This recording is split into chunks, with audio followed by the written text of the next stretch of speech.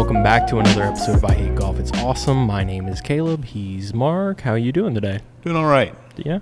It is raining for the first time in a couple weeks. First time probably since the last time we did a podcast about 6 weeks ago. And we spent the whole time talking about the rain. Yeah. Let's not do that again. We'll try not to do that again. But it's someone's calling the golf shop phone. Yeah. Are you open? No, we have water standing on the greens. So yeah. So no, sorry for that. Sorry for that background noise. But now you know if you call the pro shop while it's raining, we will not answer because we're probably doing a podcast.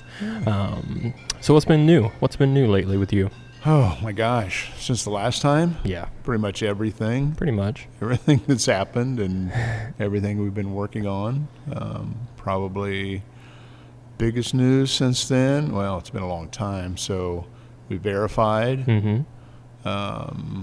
We've now dug into the number one green and we've sprigged it. Mm-hmm. So that's quite a bit in itself right there. Yeah, that's about 3 full days of work right there. And then some. Yeah. So those are definitely probably two of the bigger things that we've undertaken. We've gotten a couple new pieces of equipment in that time that have helped a lot. Helped smooth out the greens a little bit, but yeah, we've been busy. Even though we haven't had much rain, the grass has still been growing quite a bit. So there's always something to cut. That's just kind of the cycle. You wait for it to grow and then you cut it. But no, it's been good. I'm very, very pleased with, how the greens are coming out of aerification. We did this about 6 weeks sooner than we did last year. We did it the beginning of June, and last year I think we not ideally, but mostly weather related. We had such a dry staff. Yeah. Well, and waiting on sand availability last year. That was probably the biggest thing that the reason we waited until the end of July. But no, I'm very happy with how they're coming along. We've talked about when the other programs we're going to do verticutting and stuff like that, and maybe doing a little bit more intensive work towards the end of summer, but just have to see, what the weather does for the rest of July. We're actually in July now, so that's hard to believe that we're kind of halfway through the season, it seems like. But no, it's been going pretty well, at least in my eyes.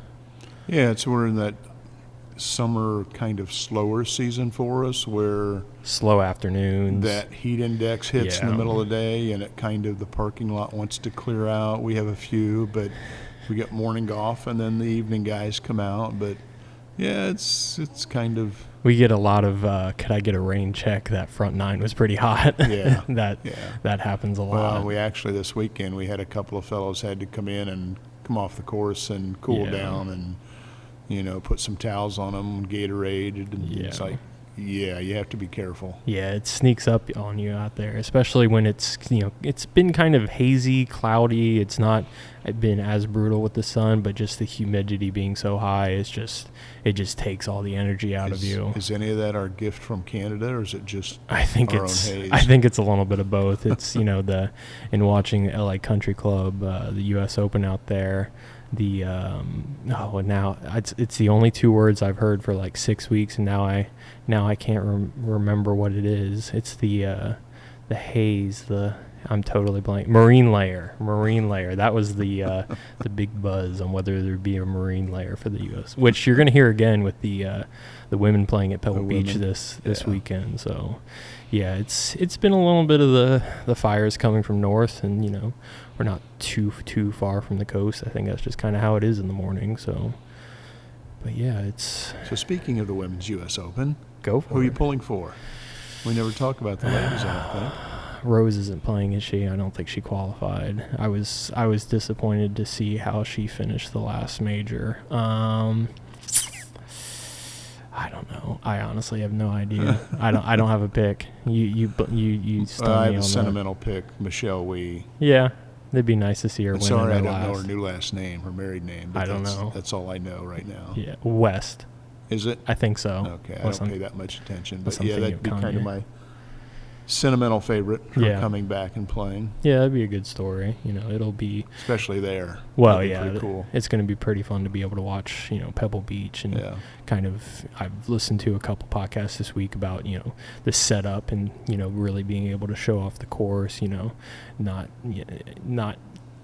making it easy like they do for the the Pebble Beach program, the AT&T.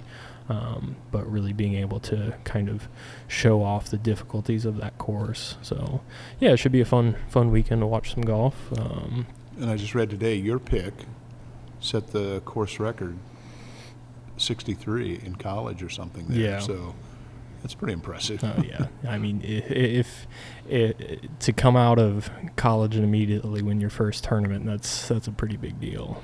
I think that's going to be a name you're going to see for a lot in the next couple years. So, no, it's been a decent year of watching golf on TV.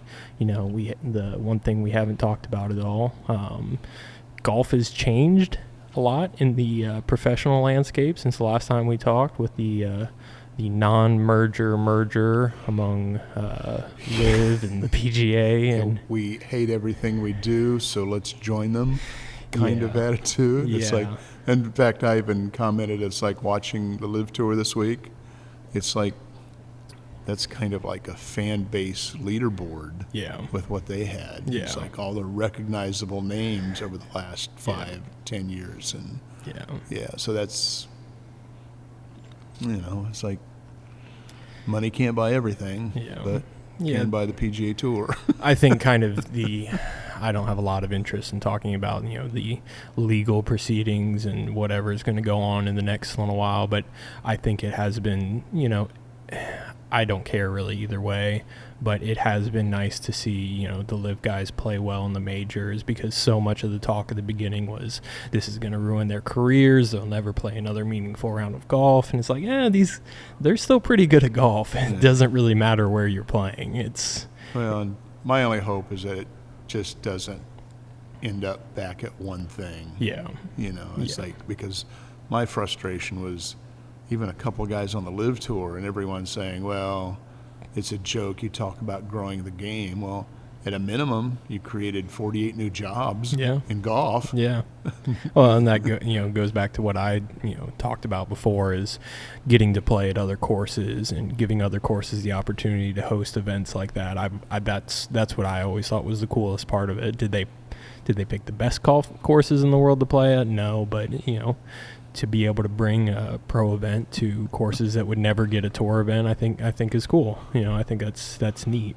And it was kind of funny that obviously the LIV Tour didn't ban Trump courses. Yeah, that was hilarious. Kept those open, so that's. I'm sure some of that was done on purpose. Oh, I think that was a very very intentional decision.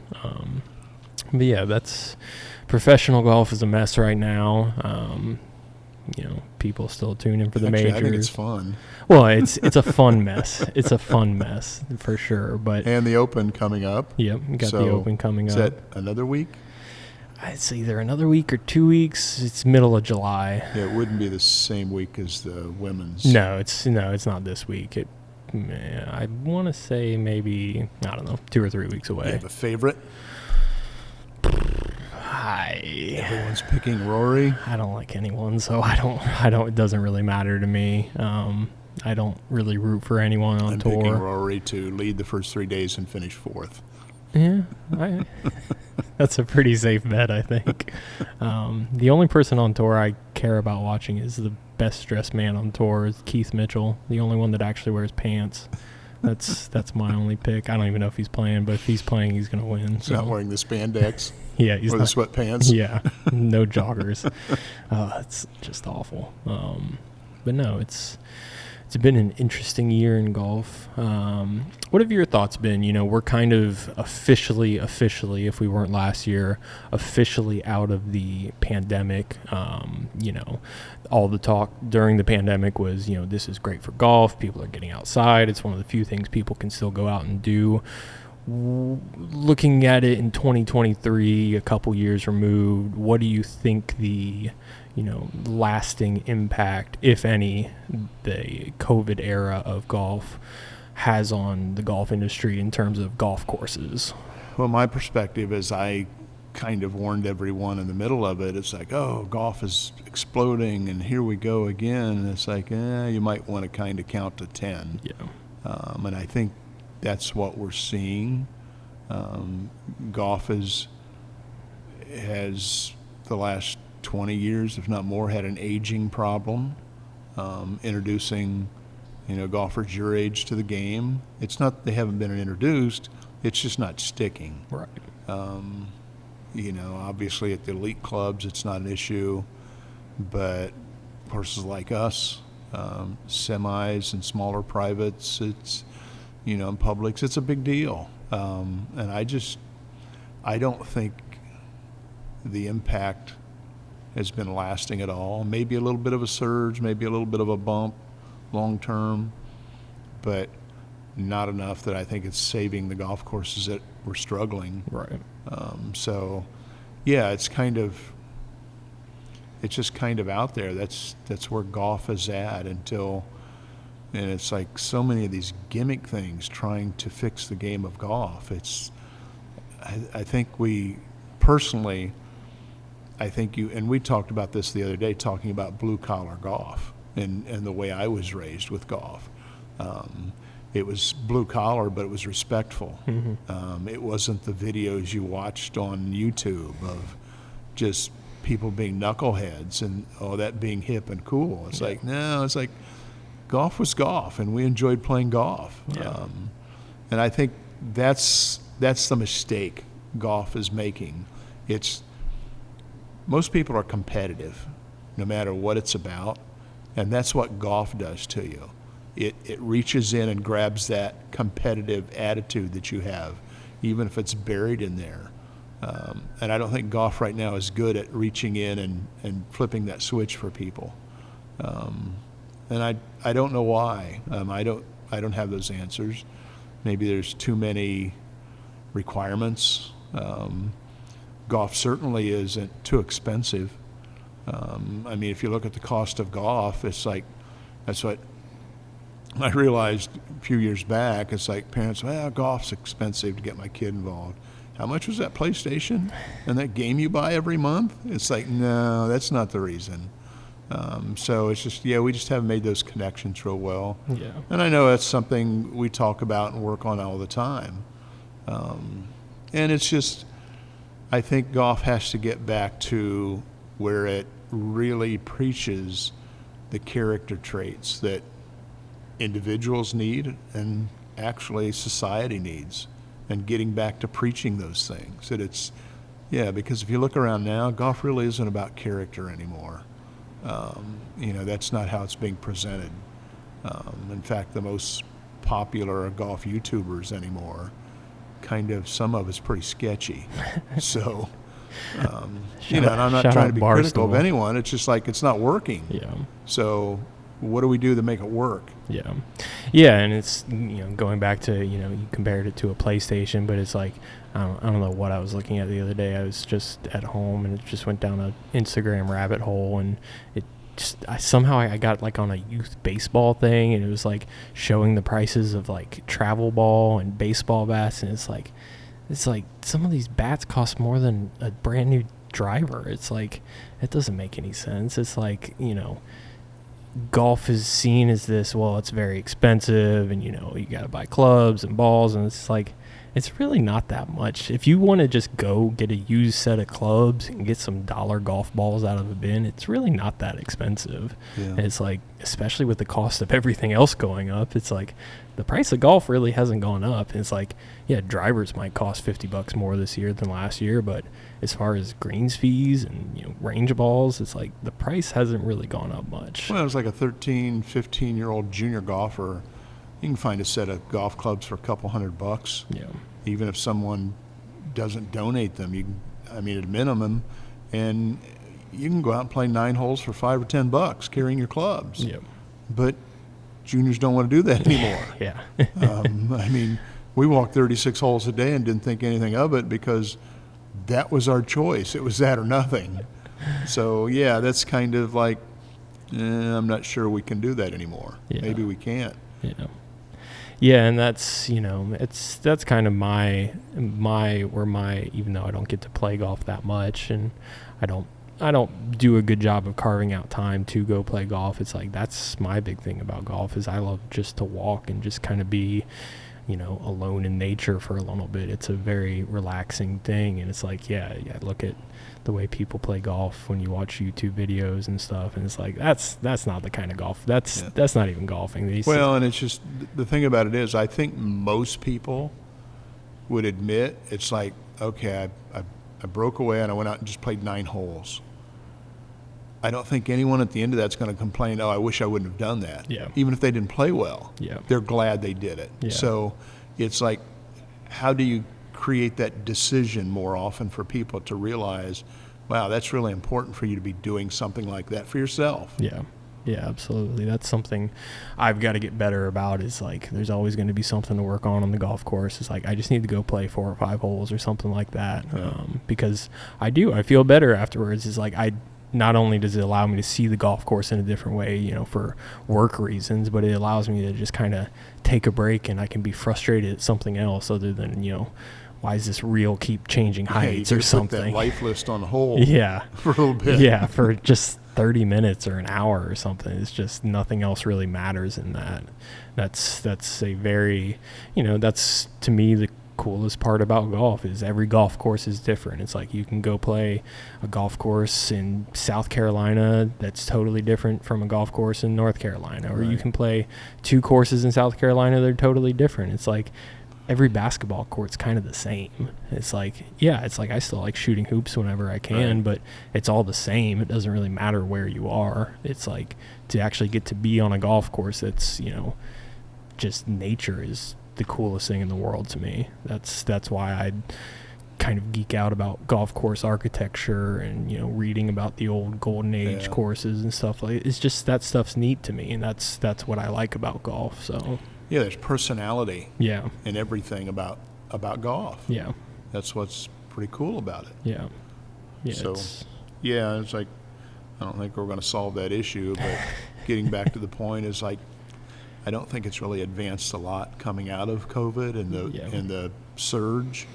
A lot of people kind of got back to their life. Yeah. Now, a few people, I think, probably held on, and it's like, hey, why wasn't I doing this before? Yeah. Well, I think about guys that I was playing with, down in Florida a lot, and I don't really see most of them playing golf much. And it's like, when you get around my age, it's like, guys I know started having families and life changes and get a new job, and it's like, golf kind of, falls to the side. And it's like, they might play once a month or something like that. And maybe they weren't playing once a month before. Maybe the pandemic era kind of changed that, and that's now something that they do multiple times a year. And maybe that is the kind of the last thing of, bringing in my generation, is at least they're doing it a little bit.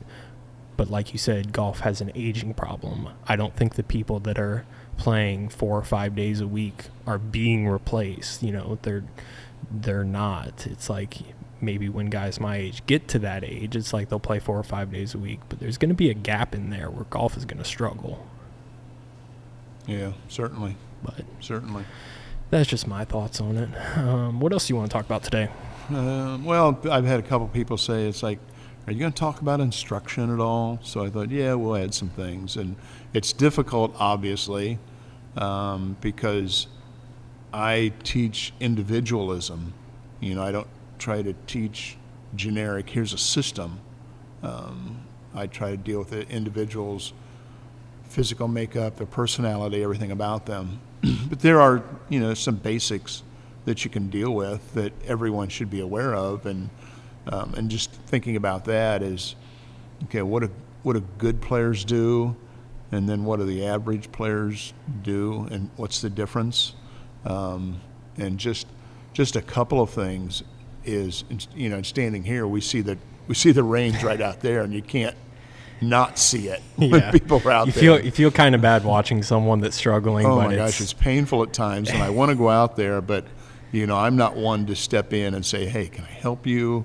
Because I've been around the golf so long, it's usually like the 17 handicapper that's saying that. And it's like, I don't want to put myself in that situation. Yeah. So I don't approach people, even though I love to help people, even if I can step in for 5 minutes and show you something. In fact, if you're out here, it's like, say, hey, Mark, can you take a quick look? Yeah, I probably will if I can. Well, anytime I'm out on the range and I'm struggling, I'm hoping that you're going to come out there and help me. I don't know if you ever watch me, but I'll kind of just look back at the porch. I notice you all the time. It's just like, what am I doing? You don't notice me shaking my head? No, I don't. I'm thinking, he knows better than that. And I do. But now, one of the things that is critical that I'm realizing more and more, and it applies to all sports, and you hear other athletes talk about it, the poor golfer, I'm not talking about how fast they play, 2 hours, hour and a half. They're always in a hurry with what they're doing with a golf club. They're always rushed. They always, it's almost like they have like a half-second shot clock, and they've got to get it done in that time frame. Whereas you watch a good player, they have a fluid motion to what they're doing. Right. And even for the better players, their mistakes a lot of times when they lose that and they get rushed. I can remember back some really ugly shots in the middle of some good rounds and realizing, where did that come from and why did I do it? And it's just, I got rushed for some reason. Now, we're not talking about pace of play because, be ready to hit your shot. And there's no reason for your 9 holes to ever be past 2 hours. You mean 4.5 hours isn't normal? Yeah, 1.5 hours is ideal. Yeah. But for someone to be out there 3 hours, it's like, come on, it's like something's going on. Yeah. But no, I'm talking about your tempo and not being rushed. It seems like I watch so many people out and they're in a hurry to hit the ball, which has nothing to do with a quality golf swing. So from day one, try to get yourself to slow down, and that happens between your ears. Create a different pace, a thought pattern of slowing down. Don't be in a hurry. Rushing is the worst thing you can do to your golf swing. Well, one of the worst things. But that creates all kinds of problems. So number one is just slow down. And I can't tell you how many people I've convinced just going out there and saying, hey, try this. And it's like, and they look at me like, really? It's like, yeah, swing it. Right now you're swinging at 90 miles an hour. Try to put it down to like 40 or 50 and see what happens. And they take a swing and it's like, how was that? Well, that was 85 instead of 90, even though they think they really slowed down. And to really get them back off, and then they hit the ball, and all of a sudden it's like, look how far that went. Yeah. And that's what happens because your timing and the sequence is creating that clubhead speed. When you're in a hurry and you're rushed, there's no clubhead speed involved with that. Yeah. So number one for everyone is slow down between your ears. Don't be rushed. Don't be in a hurry. And number two, to go along with that, go on YouTube and don't watch instruction. Watch good golfers. Watch tour players. And notice how they complete their swing every time they hit a shot. You watch out here, everyone gets to the ball and they're quitting, or they're falling backwards, or they're falling forward, or they're stopping real quick. Slow down, complete the motion. Those are the two criteria. If you can make that happen, you are going to get better. It's that simple. I tell people, watch a tour player, whether he's on the range or playing. Look where he's finishing every time. He's completing that motion. The same is true of watch a pitcher, watch a quarterback throw the ball. Every sport, they complete the motion, and you'll notice it's never rushed. It's in their timing. It's under control. So the easiest instruction I can give in general terms is that. Slow down between your ears, which slows down your swing. Go from that 90 miles an hour, cut it in half. And you'll be amazed because I always tell people, and it's like, because I can tell they're thinking, well, when do I get to swing hard again? You never have to, because as you get better at your swing, the result is it gets faster without you ever speeding up. Yep. So before you know it, you're swinging 70 miles an hour, but it's under control at a pace you can control. Yep. So those are the two things that I would say, just in general terms, without seeing someone's physical structure and what they're trying to do specifically. One, slow down. It starts between your ears. And two, always complete your motion. So, yeah, I think you take that to the range, and it's going to help. I can guarantee you it will help. Well, and that's one thing that I was able to, kind of with data see last year when we got the launch monitor. It's like I've always, you've told me that before, and I could always feel it, it's like, oh, I sped up on that one, but being able to sit there and see, it's right. like, oh, why did that one go nowhere? It's like, well, because I swung way too fast, and I can see that data right in front of me. It's right. like if I just calm down and just follow a good pace, it's like, yeah, it's so much easier.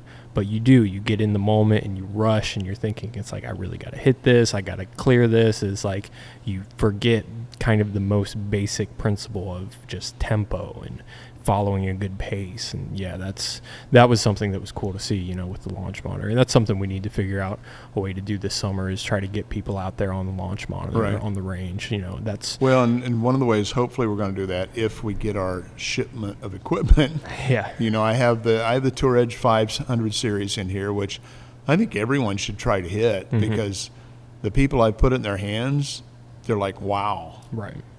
Because most people are hitting clubs that are 5 to 10 years old. Technology today outperforms 10 years ago. It's that simple. And one of the best ways it outperforms is the contact is so much more solid, and the flight pattern. It hits the ball. It carries further and it hits it higher. Everyone I put the 523 in their hands, they say the same thing. They can't believe it. On top of that, hopefully we're going to have your golf clubs coming in. Yeah, the Paradigm demos should be here next week, I'm hoping. I'm also waiting on my clubs, so I'm very hopeful. Supposedly it's in the same shipment, so I'm really hoping those demos show up. But yeah, hopefully we'll have the full line of Paradigm drivers, fairway woods, hybrids to demo out here, because we've had the clubs since they came out, but just have been waiting for the demos. So yeah, that'd be cool to kind of get people out on the range with the launch monitor and let people hit this year's line. That'd be pretty neat. So yeah, and at some point we will put out, hey, it's like we're going to go have a demo day. Yeah, you can hit the Tour Edge, you can hit the Paradigm driver, that everyone that comes in the shop and picks it up and kind of drools over it. Yeah. And it's like, okay, we'll have the demos, you can actually hit them. It's like, and I've always, again, nothing against anyone else, but there's something different about hitting it real live on a golf course instead of into a net. Yeah. It's different. You mean perfect lie off of a mat? It doesn't always happen on the golf course? No.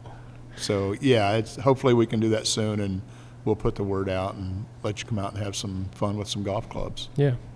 Any final thoughts before we get out of here?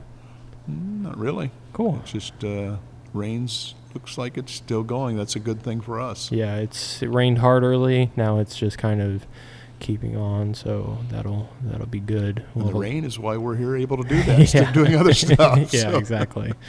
All right, well, we're going to wrap things up for today. We will be back the next time it rains. Hopefully it won't be as long. But yeah, make sure you subscribe to us on YouTube, follow us on Instagram, Twitter. I'll put all that information in the bio below. Thanks for listening to another episode of I Hate Golf. It's awesome. I'm Caleb. He's Mark, and we'll talk to you next time.